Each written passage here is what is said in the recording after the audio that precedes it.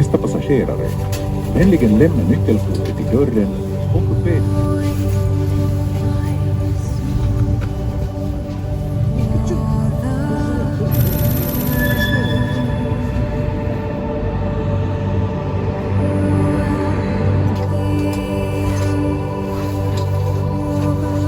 各位，经过了一整晚，我终于到达罗瓦涅米啦！大家请看我的窗外。接下来呢，我就要去民宿，对，然后我会在这里待上大概3到4天，然后来体验这个北极圈内的小城。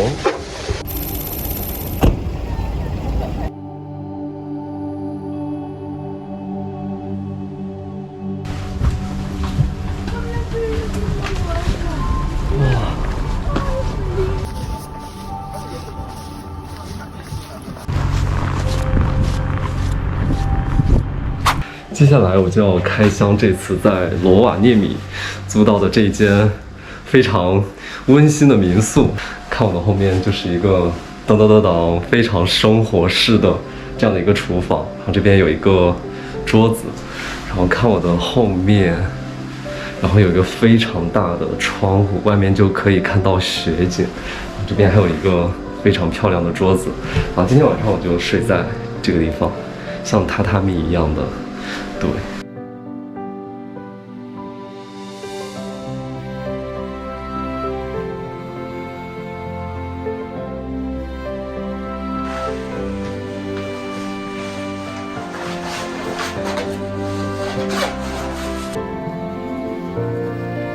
我出门了，各位。因为昨天实在是太累了，所以我就是今天下午有好好的睡觉，对，然后还要写一个作业。那么现在是下午的6点半，但是现在已经看起来像是夜里1、2点，因为这边大概3点半的时候就开始天黑，在4点到4点半的时候已经完全的天黑了。所以我接下来呢就出去逛一逛。哎，从哪里？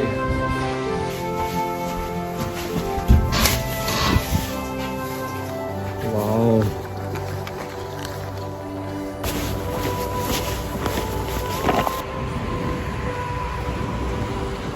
刚才租房给我的那个小姐姐说，她说这边的治安非常的好，就晚上的话你也不要太担心。就是她刚才还给了我一个这样的灯，我不知道为什么屏幕上看起来好像又是很亮的样子，但现在已经完全的天黑了。大家可以想象到夜晚11、2点时候那种天黑的程度。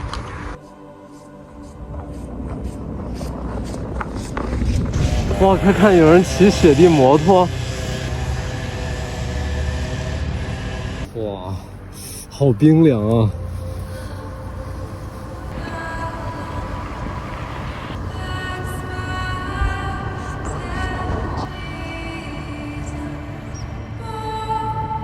现在我看了一下天气预报，大概是-10度到-6度左右。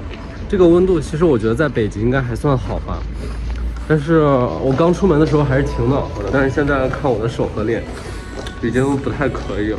我也不知道要去哪，我就是想在这个小城市逛一逛。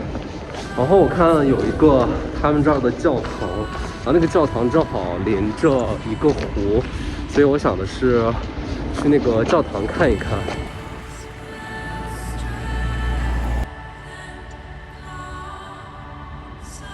风现在刺得我有点耳膜疼，就耳膜就是有一点点像针扎一样的感觉。就来这边的话，还是要戴好帽子跟那个围巾啊之类的。哇，这有一条小桥哎，桥下边是铁路，看我后面。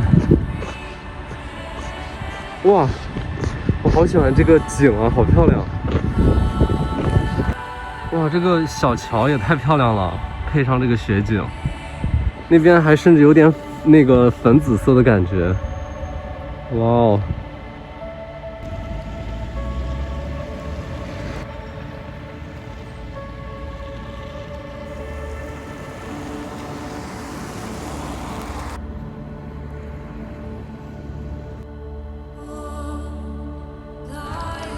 就这一小会儿的时间转下来，我觉得罗瓦涅米真的是，虽然是一个不大的城市，但是麻雀虽小五脏俱全的感觉。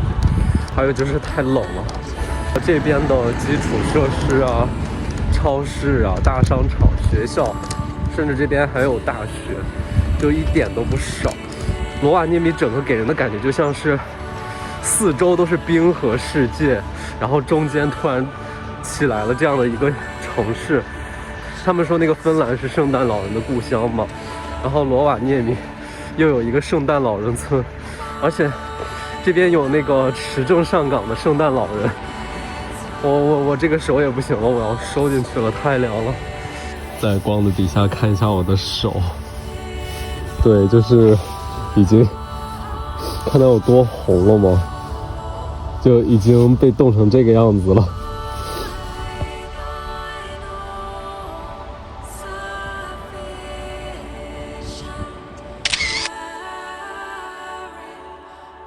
这边的话有一个公园，在这个教堂的旁边。哇，前面有一棵圣诞树，好漂亮啊！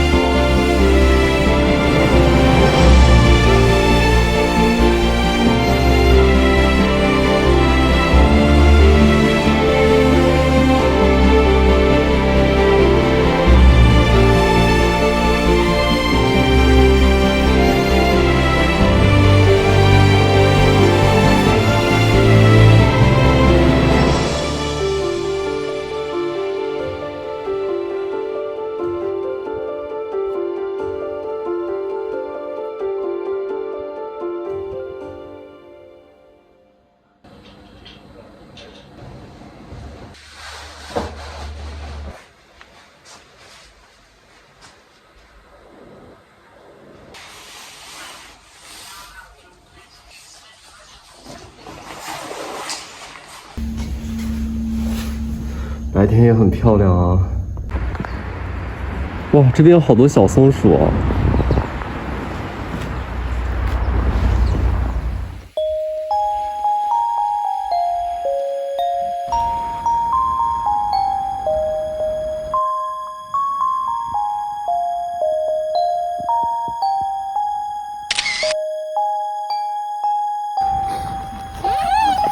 呀！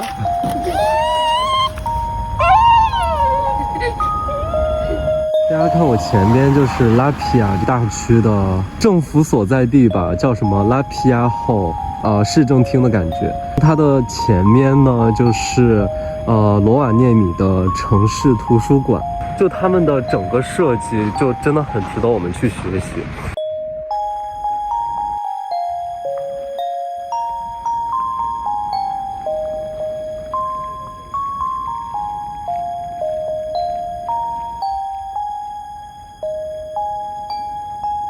现在所在的这个位置呢，应该就是他们这个城市比较中心一点的步行街。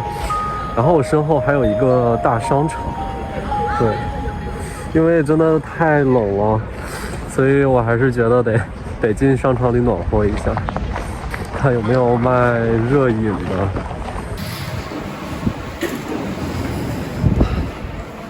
里面果然是暖和了很多。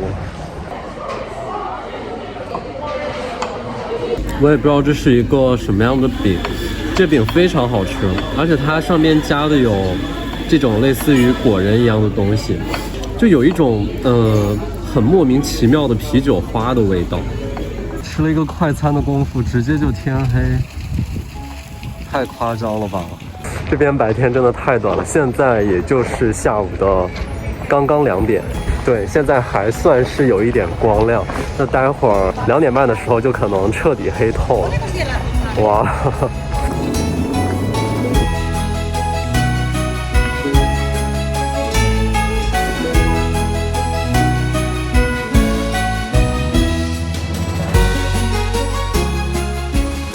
大家看我的前面，就是传说中最北的麦当劳。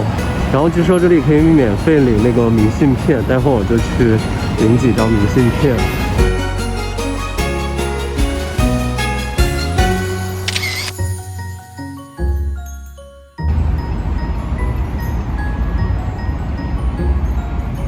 好了，我拿过明信片了，就是这样的一个明信片。这个是免费的，而且你想要多少张，它都会给你。当然也不要太过分。打卡了地球上最北的麦当劳。接下来呢，我会去北极圈自然博物馆，走路的话也就是5分钟到10分钟就可以到。哇，这个麦当劳真的很漂亮，它不仅是最北的，而且我觉得是我目前见过最漂亮的麦当劳。现在是下午的2点半左右，天已经几乎是完全黑下来了。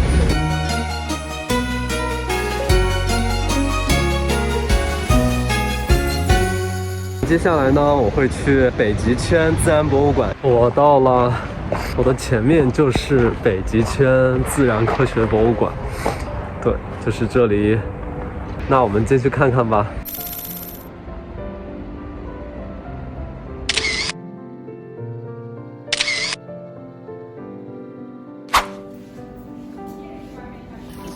好啦，我买过票啦，这个票是9欧元。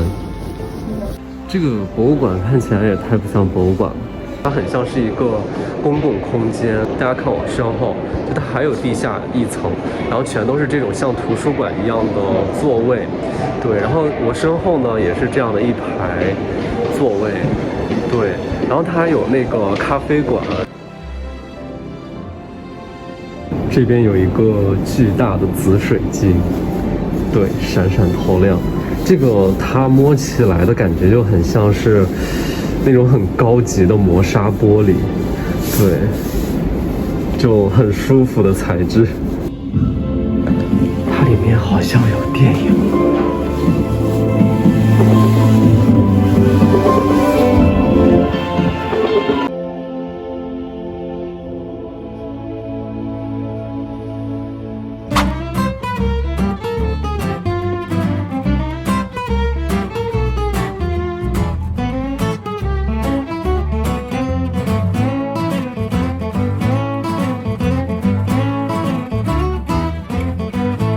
这个是罗瓦涅米他们当地人的传统服装，哇，看起来好华丽。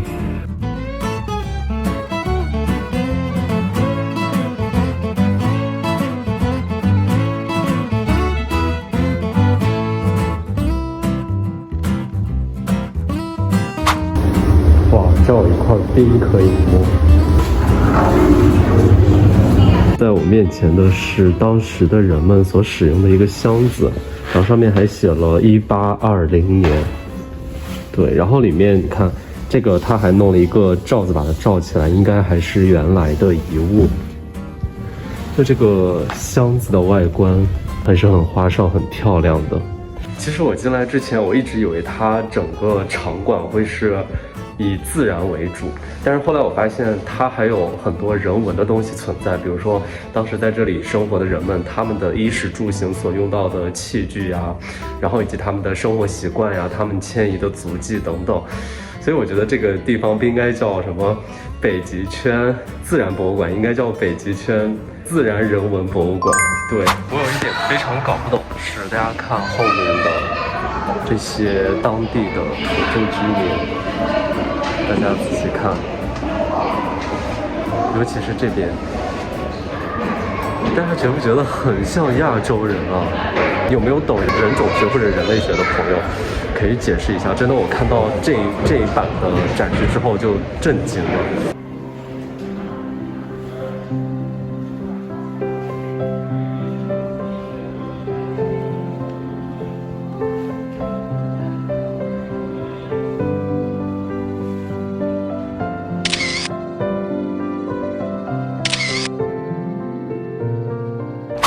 大家看我的前列，自然博物馆，它的尽头非常的漂亮。如果在外边看的话，然后如果有极光的话，真的，我的天啊，绝了这个建筑。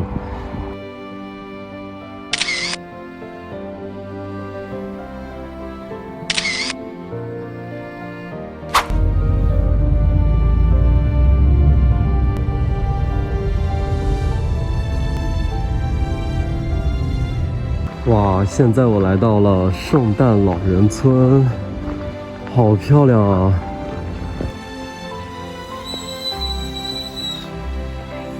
我们进这个店看一下。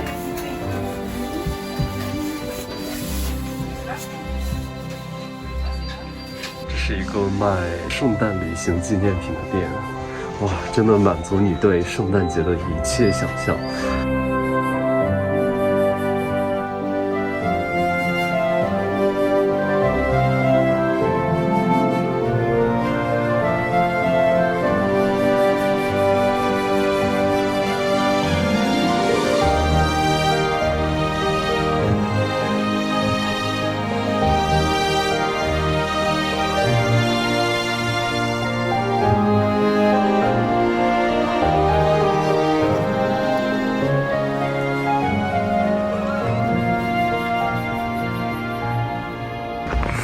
哇，真的好喜欢这里啊！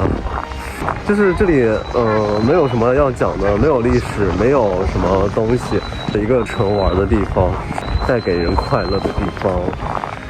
哇，因为我之前有做攻略说这里面有一个炭烤三文鱼，非常的好吃，但是好像说有一点小贵，但是我还是想尝试一下，让我找找那家店在哪。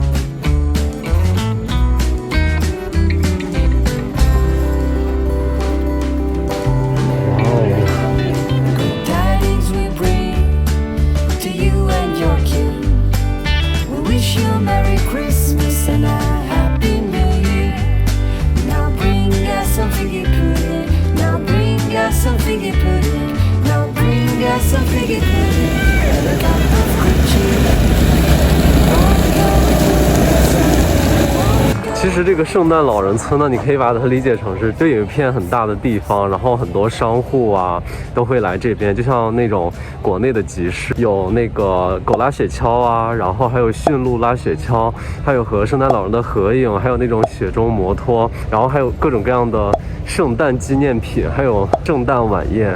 再来的话呢，大家进这个村子是免费的，对，但是你买纪念品呀，然后参加各种各样的雪上活动啊，然后吃东西啊，合照啊，这些是要钱的。大家可以把它们理解成这是一个大的区域，不同的商家然后集中在这里进行了以圣诞为主题的商业活动，对，搞得还挺好的，我觉得。啊，非常遗憾，这个就是炭烤三文鱼的店，现在才下午6点，但是它上面写的5点就要关了。他们说这边就只做一道菜，就是炭烤三文鱼，说做的非常的好吃，我真的好想尝一尝。对，看一下里面，从11点开到下午的5点，这也太佛系了吧。好啦，我要回市中心啦，然后我在这个公交车站等一下，看这个公交车站怎么样，是不是很原始，看起来很有特色？所以里面真的会有保暖功能吗？哦，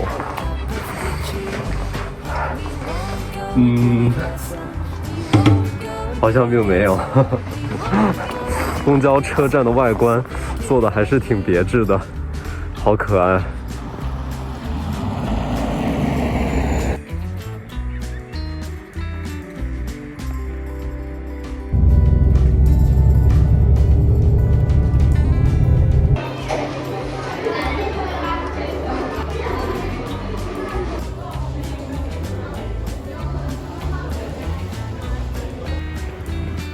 今天晚上呢，大概9点的时候，我会坐上火车从北极圈回到芬兰的首都赫尔辛基。明天早上9点到达，然后在10点半的时候，我会乘船到达爱沙尼亚的首都塔林。对，大概乘2个小时左右的船就可以到塔林，非常的快。然后在之后，我会游览爱沙尼亚、拉脱维亚、立陶宛这3个国家的首都，中间的话呢都是坐大巴，然后这个大巴呀、民宿我都订过了，然后让我们去体验一下中东欧国家的感觉。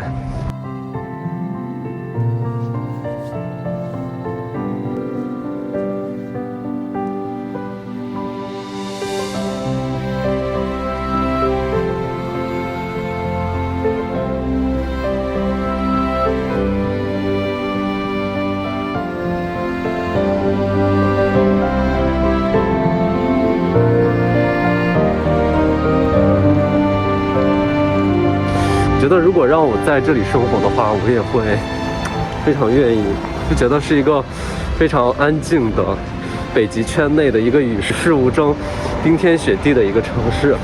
要离开了，不知道下一次再来北极会是什么时候？也许很快呢，也许马上我就要去冰岛、挪威、瑞典呢。这次的罗瓦涅米之旅呢，我不会忘记在这边走过的每一个街道。罗瓦涅米，拜拜。哇，眼睛起雾了。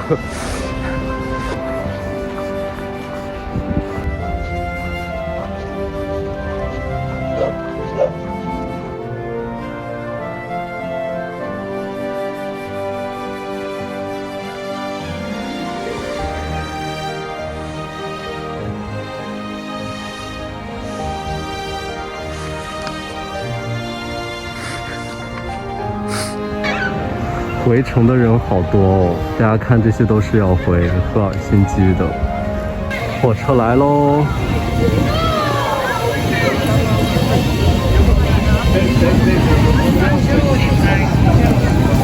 本期视频就到这里结束了。如果你喜欢我的影片的话，欢迎按赞、订阅、开小铃铛哦。更多追踪也可以关注我的 Instagram。